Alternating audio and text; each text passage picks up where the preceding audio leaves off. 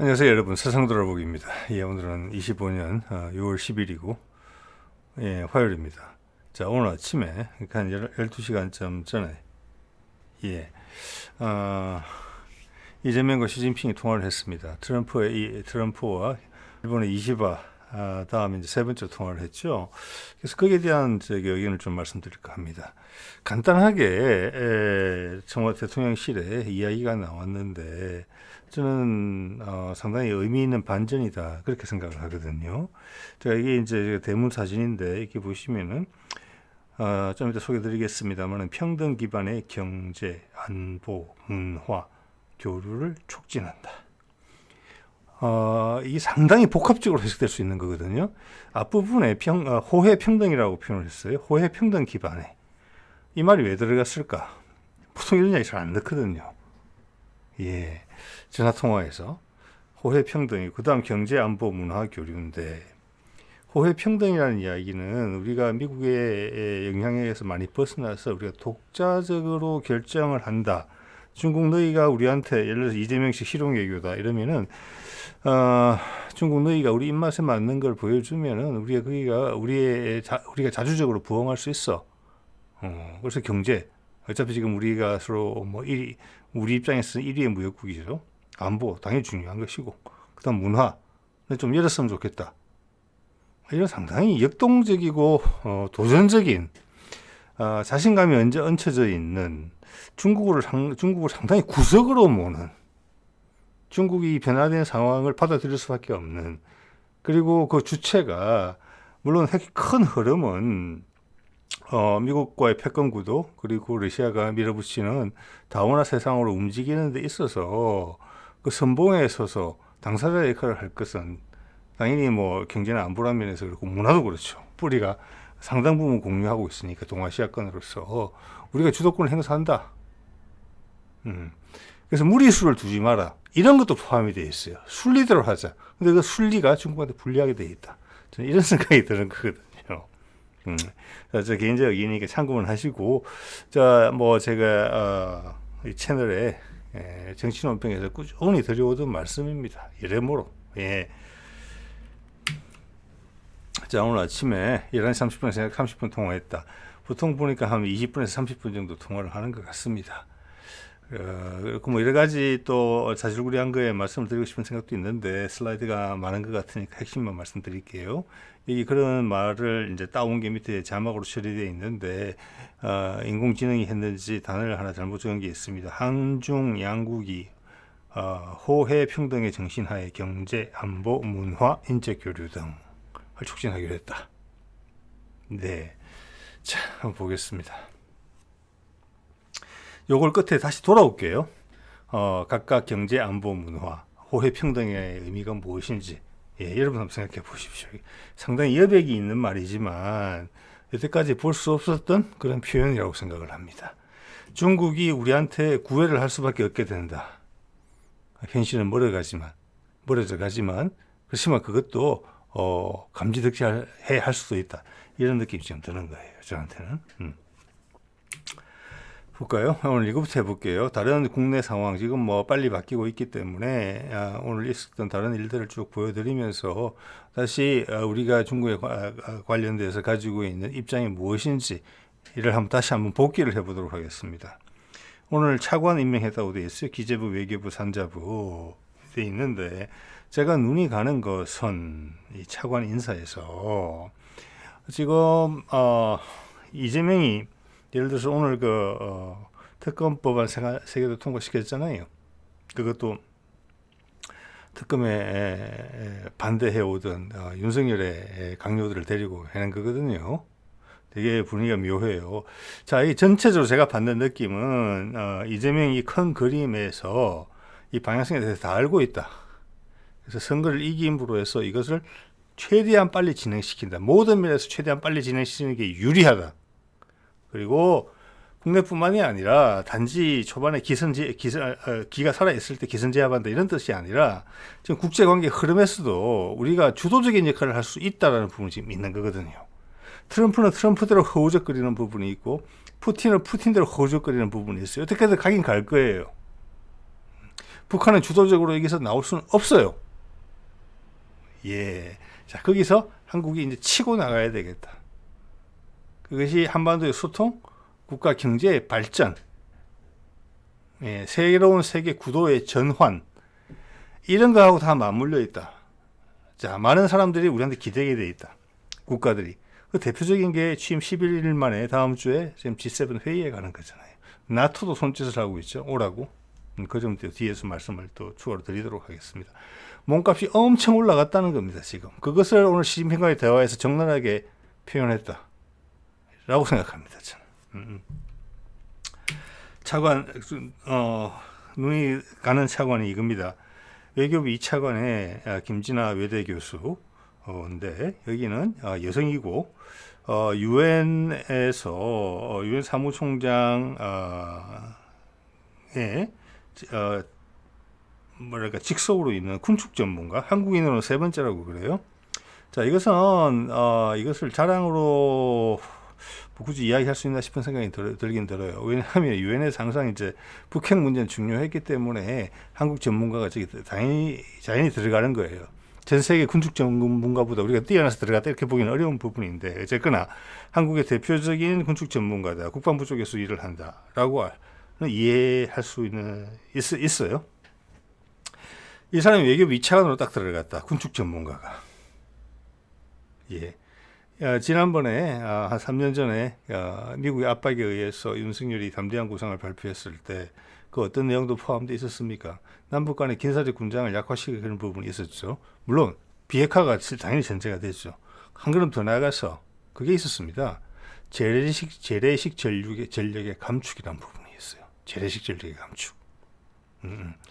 자, 그래서 이 사람을 여기 임명했다는 것은 그 부분에 대해서 논의가 되게 활발해질 거다. 그러나 여러분 아시다시피 우리가 혼자 그렇게 마음 먹고 한다고 해서 되겠습니까? 세상의 흐름이 따라가야 되는 거잖아요. 따라간다는 거예요. 흐름을 타고 있다는 겁니다. 그래서 오늘 시진핑한테 이야기를 하면서 상당히 강력한 메시지를 이야기했다고 보는 거예요. 이런 구성하고 같이 비춰보면 더더욱 그래요. 산자부 1차관, 현재 문신학 산자부 대변인이 올라왔는데 이 사람은 뭘로 유명하느냐 보니까 에너지 전환 전문가예요. 에너지 전환이라는 게 뭐 별게 아니고 다른 게 아니라 에너지 시스템을 차세대 에너지 시스템, 즉 재생에너지로 바꾸는 전문가예요. 탈원전 전문가예요. 쉽게 이야기해서. 자, 그래서 우리가 신재생에너지, 수소에너지 이런 말씀 계속 드리고 있잖아요. 그것 또한 우리가 그 기술을 가지고 있다고 세계 보고 따라와. 그들은 준비도 안 됐는데 우리만 혼자 우리 수소에너지 갈 거야. 수소버스 할 거야. 수소 자동차 만들 거야. 이러면 되겠습니까? 규모의 경제가 안 되는 거잖아요. 자, 그것은 세계적으로 표준이 바뀔 것이다. 자, 그런 거에 대한 어느 정도의 이해와 방향성에 대한 확신이 있기 때문에 가능한 겁니다. 위에 군축 전문가 나온 것도 마찬가지고. 그래서 이미 다 파악이 됐다는 거예요. 근데 이렇게 강하게 밀어붙이는 것은 뭐냐? 우리가 이제 주도권을 잡아야 되겠다. 우리가 돌파구를 마련해서 지금 느슨해지고, 왜냐? 기존 세상에서 지난 3, 4, 50년간 기득권을 누려왔던 청들이 우리나라도 보셨잖아요. 윤석열로 대표되는. 그들이 막아서고 있단 말이에요. 여러 가지. 그리고 트럼프 내부에 또 문제가 있고, 이제는 우리가 힘을 쓰겠다. 그들을 도와주겠다. 이런 것도 지금 보인단 말이에요. 자, 이런 이야기가 이제 거의 다 된 거죠. 군축 전문가 나왔다는 것도 자체가 한반도에 훈풍이 지금 불고 있다. 세계에서 강력한 힘들이, 세상의 변화의 흐름이 남북의 소통을 원하고 있다. 예. 한 100년 전에는 우리가 제국주의 세력의 어떤 맛있는 반찬거리 정도밖에 안 됐죠. 2차 세계대전이 끝나고 냉전이 시작되면서는 우리는 같이 붙어 있고 싶었지만 그들의 힘이 들어와서 갈라놨잖아요. 다시 70년이 지난 지금은, 80년이 지난 지금은 뭡니까? 이제는 그들이 같이 붙어라. 한민족이 되라. 이렇게 이야기하고 있다는 것을 거꾸로 확인할 수 있잖아요. 이런 인사를 보면은. 자, 여기서 이제 장관급 인사가 본격화되면 또 이제 달라지겠죠. 더 뚜렷해지겠지만 이 차관 두 사람, 그리고 기존에 이제 대통령실의 실장들 임명한 거하고 맥을 완전히 같이 해요. 그 두 개를 겹쳐보면은 장관급 인사를 대충 예측할 수 있을 정도라고도 볼 수 있습니다. 자, 좀 전에 보여드린 산자부 1차관 문신학 연합뉴스에서 이렇게 뽑고 있죠. 돌아온 탈원전 전문가, 재생에너지 전문가라는 걸 거꾸로 이야기해서 뭐 다음에 이야기를 다 해주는 거죠. 자, 이런 걸 하면서 이재명이 중국한테 시진핑한테 뭔가 이야기를 했다. 시진핑이 아는 것보다 이재명이 아는 게 더 많고 우리가 준비된 게 중국의 미래에 대해서 준비된 것보다 더 방향이 더 잘 맞다. 이런 것을 중국이 살살 느끼고 있다는 반증이라고 저는 생각을 합니다. 자, 이걸 보다 보니까 저는 오늘 처음 봤습니다. 작년 1월에 24년 1월에 창원의 액화 수소 플랜트 준공식이 열렸고 여기는 두산 에너빌리티가 관여되어 있다. 두산 에너빌리티는 원래 원자로 만들던 회사예요. 옛날 원전이죠. 거기서 지금 뭐 부동산 좀 잘못해가지고 회사가 그룹이 많이 취약해졌죠. 자, 거기서 새로운 방향을 잡아준 게 문재인 때 아마 재생에너지 부분, 차세대 에너지 부분으로 두산을 당사자이기 때문에 탈원전의 피해를 보는 당사자이기 때문에 그때부터 뭐랄까 국산 발전용 가스터빈 엔진부터 했고 그다음 풍력 발전에도 아마 들어가 있을 겁니다. 그리고 여기 액화에도 들어가 있다. 이게 이제 창원에서는 제가 이거 어떻게 알게 됐느냐니 창원에서 지금 시장이 지금 없는 상태고 부시장도 없는 상태고 이런 상태인데 창원 액화 플랜트 저게 계속 지속이 돼야 되는데 초창기에 좀 혼란이 있다, 걱정된다 이런 류의 기사를 봤습니다. 거기서 기대를 많이 하고 있는 부분이라는 거예요. 자, 이것을 지금 실험실 스케일이 아니고 이제는 생산 공장 스케일로 키워서 만드는 거잖아요. 액화 수소를 만든다는 게 저는 이것이 의미가 있다고 봐요. 스케일업을 하고 있다는 게 그만큼 공정에서 자신감이 있고 향후 이 시장으로 갈 때 우리는 충분히 시장 경쟁력을 가질 수 있다. 그리고 반드시 간다.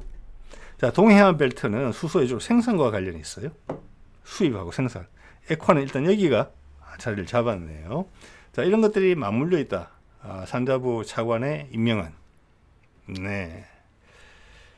자, 또한 이런 수소 부분도 따지고 보자면은 남북 소통이 돼야지 더 활성화될 수 있는 부분이에요. 네. 왜냐하면은 문재인 정부 때도 분명히 수소 법을 만들면서 이야기가 나왔을 때 분명히 이런 이야기가 있었거든요. 엄청나게 우리의 그 전력망을 보완해 줄 수 있는 큰 요소죠. 전 세계가 움직이니까. 전 세계 경제가 전혀 스타일이 달라지는 거잖아요. 커지면서. 우리는 재생에너지만으로 우리의 전력 수요를 충당할 수 없다.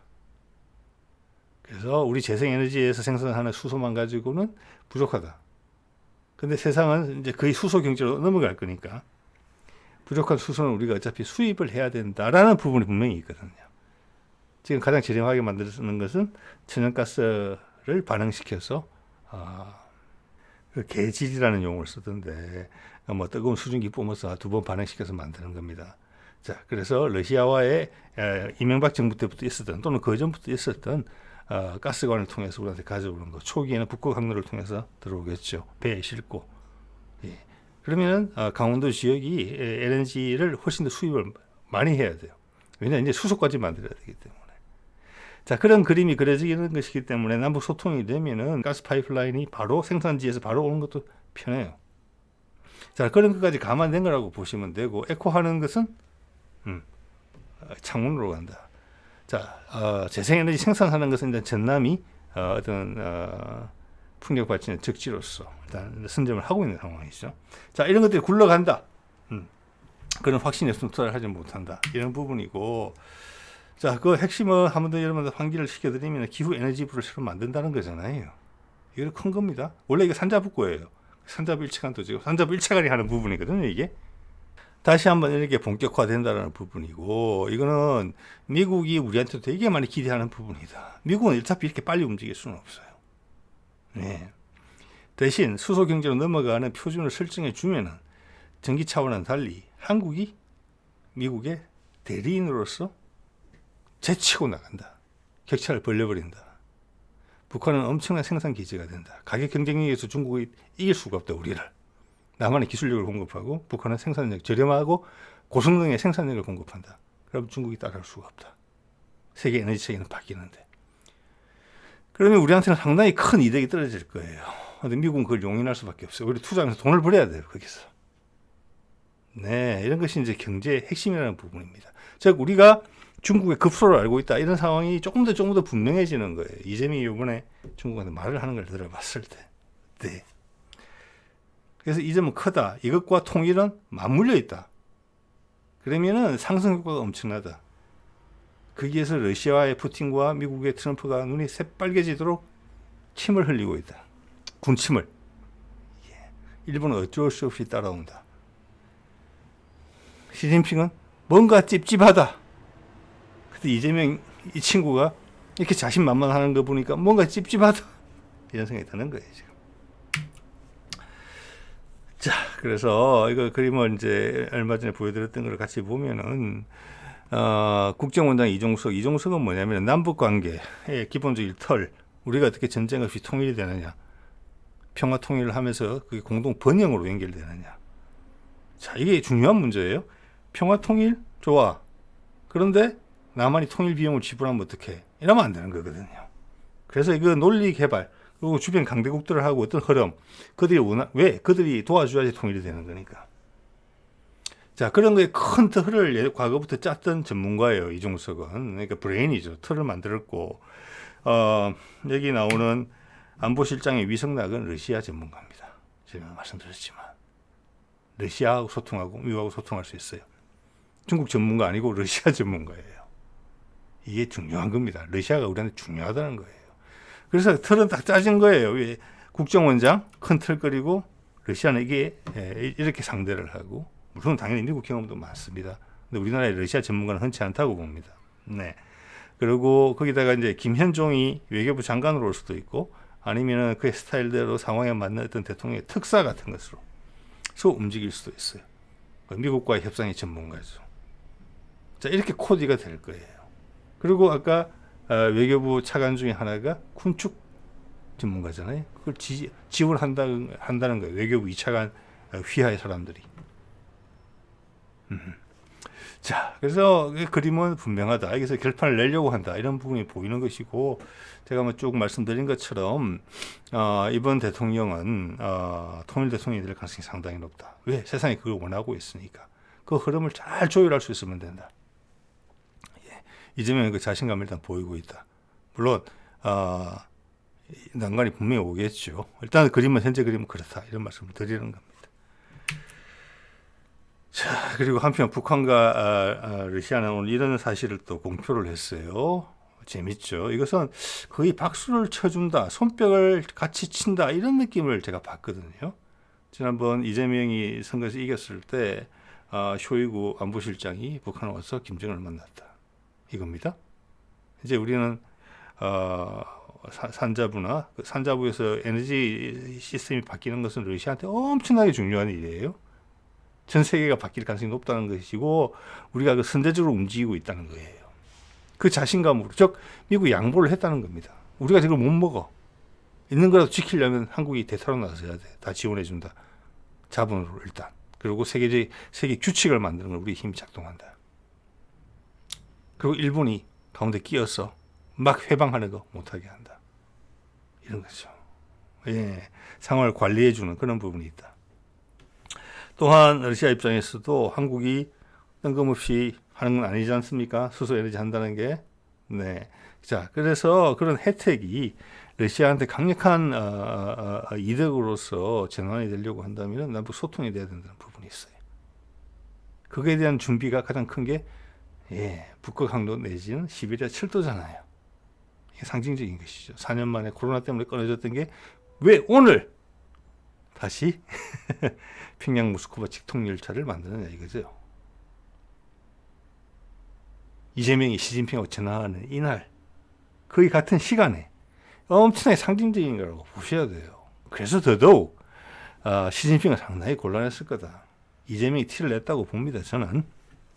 자, 그렇게 되면 지금도 엄청나게 중요한 동중국해, 남중국해를 거쳐서 인도양으로 돌아가는 그 항로가 훨씬 더 값어치가 더 커진다. 세계에서 제일 중요한 연결로가 될지 모른다. 거기는 미국의 이해관계도 엄청나게 크게 걸려 있고 러시아의 이해관계도 걸려 있으며 전 세계 지금도 뭐 엄청난 생사 기지 역할을 하고 있는 우리지만 그 기능은 북한의 생산력과 더 붙여지면서 급속도로 커질 겁니다. 자, 이것을 되게 소중한 물류망인데 또 생산 거점이고 그걸 누가 지킬 것이냐? 우리 해군이 지킨다는 거죠. 예. 미국의 인도태평양 수정된 인도태평양 전략이 의미하는 것이 그것입니다. 일본이 아니고 한국 해군이 한다. 그러면은 잠재적 적국이 어디게 되겠습니까? 중국 해군이 되는 거예요. 예. 말씀드렸다시피 중국은 국토 면적에 비해서 해안선이 되게 짧아요. 우리가 제주도에서 대한 사거리 500km 정도 넘어가는 대한 미사일, 예를 들어서 초음속 미사일 개발했지 않습니까? 그것만 하더라도 상하이까지 600km밖에 안 돼요. 제주도에서. 중국 해안선의 절반 이상이 막혀요. 핵심 지역은 그 이북에 다 있잖아요. 북경하고 천진이. 또 이쪽으로 큐슈 쪽으로 또 방향을 돌리면 거기도 틀어막을 수 있어요. 그래서 노무현 때 제주도 강정항에다가 그 군항을 만들기 위해서 그 많은 노력을 들였던 것입니다. 우리가 거기에 등대 노릇을 할 수도 있고 제주도가 양쪽을 상황에 따라서 틀어막을 수도 있어요. 그렇게 할 수 있는 역량을 확보해야 돼요. 공중, 수상, 해저에서도. 예. 그게 이제 군사 부분에서 제가 그런 좀 가끔 다루고 있지요. 자, 그런 것을 생각해 볼 수 있어요. 그것을 해줄 수 있다고 미국은 신뢰하는 거예요, 우리한테. 예. 자, 그래서 우리 한국 해군, 최근에 이제 마덱스에서 나오는 어떤 새로운 무기 체계나 전술 개념, 이런 것들은 또 내일이나 좀 한번 소개를 더 드리도록 하겠습니다. 진전되는 부분이 보이거든요. 자, 그래서 다시 원래로 돌아갔습니다. 한중 양국이 호혜 평등이다. 이 말이 다시 눈이 가는 거예요. 너와 나는 주종 관계가 또 당연히 아니고 상하 관계도 아니고 너와 나의 힘은 똑같다. 우리가 더 영향력이 크다. 우리한테 그렇다고 우리가 너희를 미국의 앞잡이로서 희한하게 뒤틀고 그럴 생각이 없다. 우리는 그런 생각이 전혀 없다. 우리는 우리의 주권을 가지고 서로한테 필요한 일을 하게 되겠다. 경제나 안보나 문화 각각. 그쪽도 그렇게 해주시오. 이겁니다. 이것이 푸틴이 이야기하는 다원화 세상으로 갔을 때 다원화의 뜻이에요. 더 이상 진영 논리로 하지 않는다는 거예요. 너는 우리 편이기 때문에 좀 잘못해도 용서해주고 저쪽은 반대 나쁜 놈 편은 잘못한 게 없는데도 혼내주는 이런 건 없다는 거예요. 그걸 한번 강조한 거예요. 그래서 호혜 평등이라는 말이 예외로 들어갔다고 보는 거죠. 그 다음 경제, 안보, 문화, 인적교류. 이거 각각 한번 볼게요. 자, 우리나라 1위 왼쪽에 수출은 중국이 1등이에요. 21%. 예, 2등이 미국이고 16%. 그 다음 수입도 보면 중국이 22%로 1등이에요. 미국은 11.5% 2등이죠. 예. 자, 이 관계를 유지하는 데 있어가지고, 이제는 다원화 시대로 오고 있기 때문에, 우리는 자주권을 훨씬 예전보다 보장받을 거예요. 예를 들어서, 바이든 때만 하더라도, 삼성 반도체 중국 팔지 마. 이런 부분들은 상당히 많이 줄어들 가능성이 있다는 거예요. 자, 미국이 관세로 건드는 부분이 있지요. 예. 근데 그 외에는 건들지 못할 거예요. 엊그제도 한번 설명드렸죠. 죄송합니다. 프랑스 공영방송에서 잘 설명했던 적이 있었지 않습니까? 트럼프가 관세 가지고 막 조변석계식으로 희한한 짓을 하는 것은 결국은 중국을 타격해 주기 위함이다. 곤란스럽게 만들어서. 저도 동의하거든요. 그래서 상당히 힘들 때까지는 하겠지만 그거 이상의 예전에 흑백 논리로서 저쪽하고 놀지 마. 난 우리하고만 놀아. 이런 것은 안 된다. 그게 다원화의 핵심이고 그것이 타이밍이 왔다. 예, 이재명이 맞닥뜨린 향후 한 5년 정도는 전 세계가 그걸 원하는 시점이고 우리 한국이 이제는 적극적으로 나와줘야 되는 타이밍이다. 그래서 미국이 야, 너 우리 편인데 중국하고 그러면 어떡해?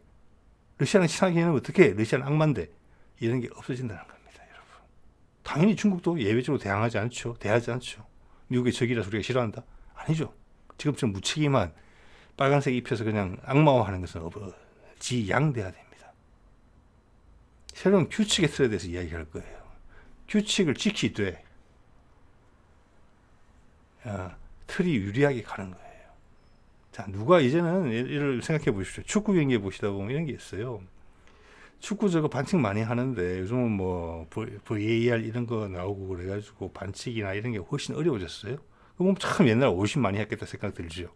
야구도 그렇죠. 스트라이크 존 같은 거 보면은 다 돌려보잖아요.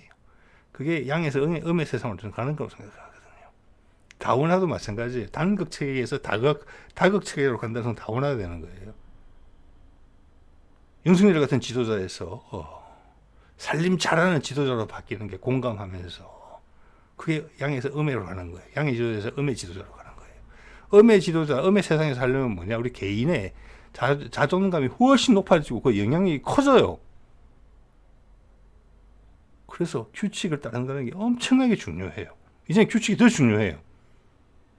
그 규칙을 요구할 따름이에요. 네. 그리고 그게 필요한 논거나 명분이 있어야 돼요. 근데 그게 안 되고 아무것도 못 쫓아온다? 힘만으로는 극복이 안 된다는 거예요. 자, 그래서 그런 틀이 적용될 것이다. 그래서 주위 눈치 보느라고 우리하고 무역 못했던 거 그런 거는 신경 쓸 필요 없어. 계속 하자 잘. 이런 이야기라는 것입니다. 예. 근데 대신 뭐 에너지 체계가 바뀌어서 수소로 넘어간다. 그리고 재생에너지가 아닌 것은 좀 불이익을 받게 된다. 탄소를 많이 배출한다거나 이러면 그런 것도 따라야 되지. 이런 겁니다. 그러니까. 네. 자, 그래서 군사적으로는 지금 상황 이런 거거든요. 이게 다 그냥 규칙이에요. 규칙. 북러 상호방위 조약 맺었잖아요. 두 나라가 맺은 거 아무 트집 잡을 데가 없잖아요. 그래서 우크라이나가 쿠르스크 지역, 러시아 영토인 쿠르스크를 공격했을 때 저 조약에 따라서 북한군이 참전했다. 시비가 수가 없잖아요. 그런 거란 겁니다. 중국이 아련히 예전 6.25 때 도와준 것도 있고 하니까 북한은 내 밑에 있을 거야 아마. 다른 데 도와줄 데도 없으니까. 조그만 녀석들이 이렇게 생각하고 있는데 웬걸? 아니에요. 푸틴이 딱 오더니 북한의 가치를 알아보거나 이렇게 할 거야. 그 제안에 대해서 시진핑이 얼굴 붉힐 수 있습니까? 못 붉히는 거예요. 날아가는 거예요. 그냥 북한이. 날아갔잖아요. 결국. 네. 자, 그 이해가 있고, 우리 남쪽은 한미 상호 방위 조약이 있어요. 그래서 이게 최악으로 치달으면은, 그게 윤석열이 벌이려고 했던 일이잖아요. 저기는 북내 상호 방위 조약, 우리는 한미 상호 방위 조약. 그러면, 윤석열이 집적거려가지고 한반도에서 분쟁이 생겼다. 국지전 하는데, 누가 큰 전쟁 하자고 처음부터 하는 경우는 없어요. 국지전이 큰 전쟁 되는 거예요. 작은 불이 큰 불 되는 겁니다. 논두렁 태우다가 큰 산불 나는 거예요. 예. 자, 그래서 큰 산불이 될 수도 있고, 거꾸로. 여기서 북한하고 미국이 종전선언으로 화해를 하고, 우크라이나가 예정대로 잘 화해선언을 해. 그러면은 이 넷이 다 친구가 되는 거예요. 윤석열이 그걸 버틴 거잖아요. 나는 친구 안 해. 그게 진영 논리라는 겁니다. 근데 그거 골칫덩이죠. 그러니까. 푸틴한테도 골칫거리, 트럼프한테도 골칫거리. 근데 자기가 재발등을 찍어서 그 초조함에 결국 그 새로운 대통령이 나왔고, 새로운 대통령은 이름의 인선에서 보여주는 것처럼 시진핑한테 이야기하는 것처럼 북내 상호방위 조약, 한미 상호방위 조약이 전부 다 내 국가의 평화 조약으로 가면 되겠다. 그게 세상이 원하는 길이다. 오랫동안 준비해 왔던 거다. 예. 그럼 러시아에서 한반도와 미국으로 연결이 된다. 일본은 따라오겠죠. 어쩔 수 없이. 그러면서 이 부분이 중요해지며 한반도에 이 물류망이 중요해지고 한반도는 남북을 포함해서 새로운 생산기지 역할을 하게 된다.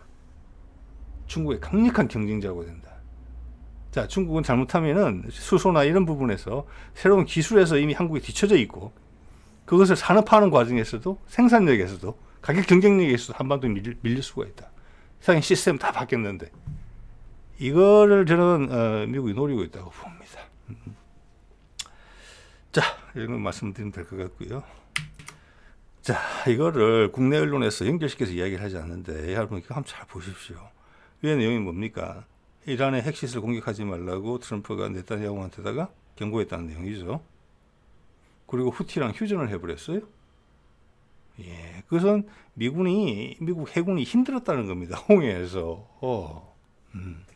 자, 그 밑에 내용은 뭡니까? 트럼프가 이야기했죠. 젤렌스키가 드론 이용해서 러시아 전략 폭격기들 다수를 파괴를 시켰는데 그걸 보고 아주 바보 같은 짓을 했다. 미치겠네.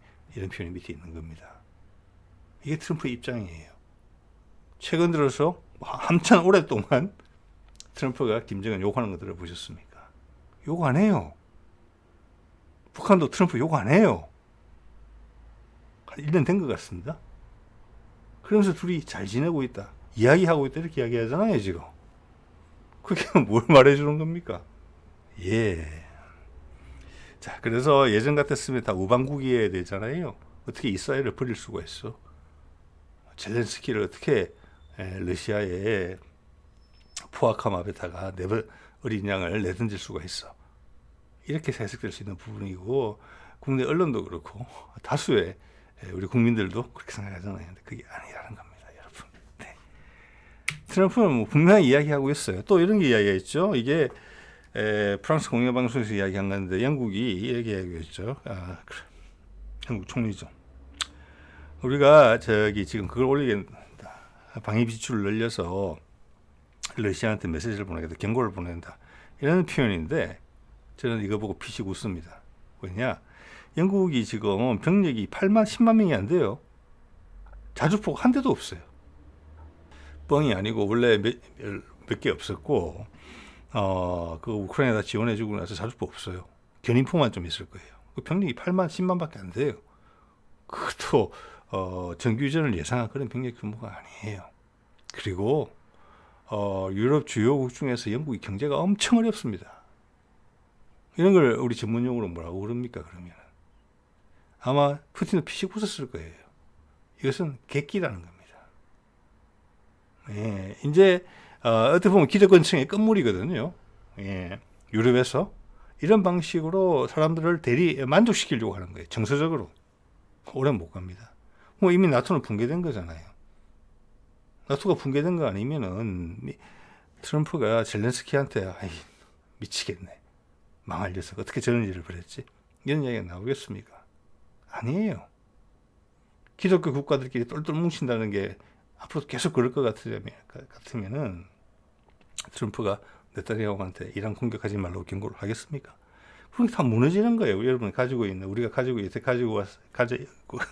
있던 그 허물이 다 벗겨지는 거예요. 이제 누가 빨리 벗느냐 그 싸움이에요. 우리는 지금 엄청나게 빠른 속도로 벌써 제끼고 있어요. 자, 이런 것이 허세고 객기라는 것입니다. 이건 쇼하는 거예요. 쇼. 정치적인 쇼. 프랑스도 한 10만 명밖에 안 되죠. 개 중에 나은 독일도 10만 명 정도밖에 안 돼요. 독일은 좀 모르겠으나 그것도 방산업체가 다 죽었어요. 예. 프랑스하고 영국은 이거 국방비 좀 올린다고 1, 2년 만에 국방력 이러면 쫙 올라갑니까? 아니에요.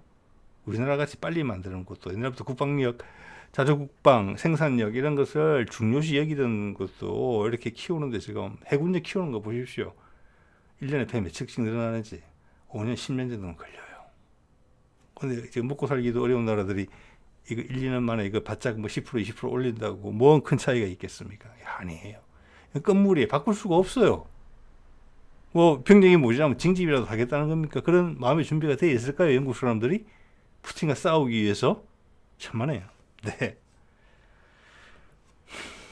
자, 그렇기 때문에 우리 보고 지금 나토에 오라고 하는 거예요. 나토에. 이거는 우리가 예측을 해볼 수 있어요, 여러분. 예상을. 조선일보 딱 이야기했죠. 이 대통령 나토 가나 자유진영 편에 설 의지 판단할 시금석. 예. 우리가 나토를 조선일보 말고 우리 주변 국가 중에서 우리가 나토 회담을 참석하기를 바라는 나라가 어디 있을까요? 일본입니다. 예, 일본은 미국의 손아귀에서 벗어나고 싶거든요. 그리고 나토는 미국이 나토를 버릴 것 같으니까 미국을 제외시킨 나머지 강국들을 나토의 틀어서 묶으려고 하는 거예요. 그것도 어떻게 보면 제스처죠. 왜? 그러면은 그게 트럼프하고 대척점에 서게 되는 거거든요. 그 나토를 모아서 러시아는 못된 놈들이니까 러시아의 어떤 뚫고 나오는 것을 막아야 된다. 군사적으로. 미국이 없어도 돼. 그것 또한 개끼고 허세입니다. 예, 그래서 계속 입질을 하죠, 우리한테. 심지어 나토 사무총장이 윤석열이 있을 때는 우리나라 와가지고 그런 얘기도 했어요. 핵무기 빌려줄 수도 있다. 이렇게까지 이야기했죠. 예. 이게 트럼프가 맞닥뜨리고 있는 어려움이에요. 그러니까 푸틴이 이제 지원을 해주는 셈이고, 한반도 남쪽에서 이제 드라이브를 건다는 거죠. 그래서 저는 결과적으로 이야기 드리면, 여러분 생각해 보십시오. 지금 이 조국 땅에서 이야기하는 것처럼 참석하면 안 된다. 저도 가면 안 된다고 생각합니다. 당연히. 여러 가지 이야기를 할 수 있겠지만, 여기 가면 상당히 메시지가 혼란스러워져요. 다양하게. 그리고 트럼프한테 도움이 안 돼요. 지금 우리나라 대부분의 언론에서는 트럼프라고 욕을 하고 있는데, 우리 통일을 위해서는 트럼프가 정치적으로 건강하게 오래 버텨주는 게 상당히 중요해요. 트럼프 시간 많이 없다는 말씀 많이 드리잖아요. 그게 한 모습이에요, 지금. 네. 지금, 그 사이를 비집고 젤렌스키가 계속 올라오면서 반격을 가하고 있는데, 지금 트럼프의 힘으로 다른 국가들에서 어떤 러시아적인 그런 여론이 조성되는 것을 일단 막아내고 있어요. 제가 보기에는. 네. 그래서 젤렌스키는 묻어버려야 되거든요. 예. 자, 그런 것들에도 이재명은 동참하는 분위기라고 봅니다. 아까 인적 구성 보여드렸잖아요. 저는 내각에 그리고 대통령실에 가지 않을 거라고 봅니다. 네. 또 하나 아까 문화 교류 이야기했는데 오늘 말씀드린 거 경제, 군사 대충 말씀드렸다고 생각하고 문화 교류 오늘 RM하고 BTS B가 제대를 했고 둘인가 셋인가 더 있는데 뭐 조만간 이번 달 안으로 다 제대하는 것 같아요. 그래서 BTS가 다시 컴백을 하게 될 것인데 이 부분이 지금 중국이 제일 취약한 부분이거든요. 이재명이 이렇게 이야기하는 거예요. 아니 이제 우리 호혜 평등의 상황에서 경제 원리에 맞게 왜 우리도 군사도 좀 긴장을 좀 풀고 원한다면 우리가 같이 뭐 훈련도 하고 그렇지만 북한은 이미 우리 편에 서 있는 거고 푸틴은 그 뒤에 있는 건데 그렇지만 그것은 그 나라의 조약에 의해서 이해타산을 내 결과로 협상의 결과로 그렇게 한 것을 중국이 너희가 뭐 반박할 게 없잖아요. 나 너희들한테 적대적이지 않냐. 뭐 우리 군사 교류도 하고 하면 좋잖아. 이때까지 안 했던 건데 할 수 있어 우리가 원하면. 서해 같은 데서 어설프게 충돌이 생길 수 있으니까 우리 그런 것도 조심하자. 이런 식으로 우리는 접근한다는 거예요. 그렇지만 큰 틀은 계속 바뀌고 있죠. 자 그러면 우리 경제도 그렇다. 이제는 미국 때문에 눈치 보고 그런 거 없어. 대신 세계의 규칙이 바뀌는 거 따라가야지. 그러면 왜 우리 문화사는 문 안 열어주는데? 호혜 평등 아닌 것 같은데? 이거 엄청나게 큰 겁니다, 이거. 자, 우리 걸 틀어막은 지가 지금 한 10년 다 돼가는 것 같아서 생각하기에는 사드 이후로. 근데 그 사이에 문화 산업의 격차는 더 벌어졌어요. 우리 세계 최고 수준이에요.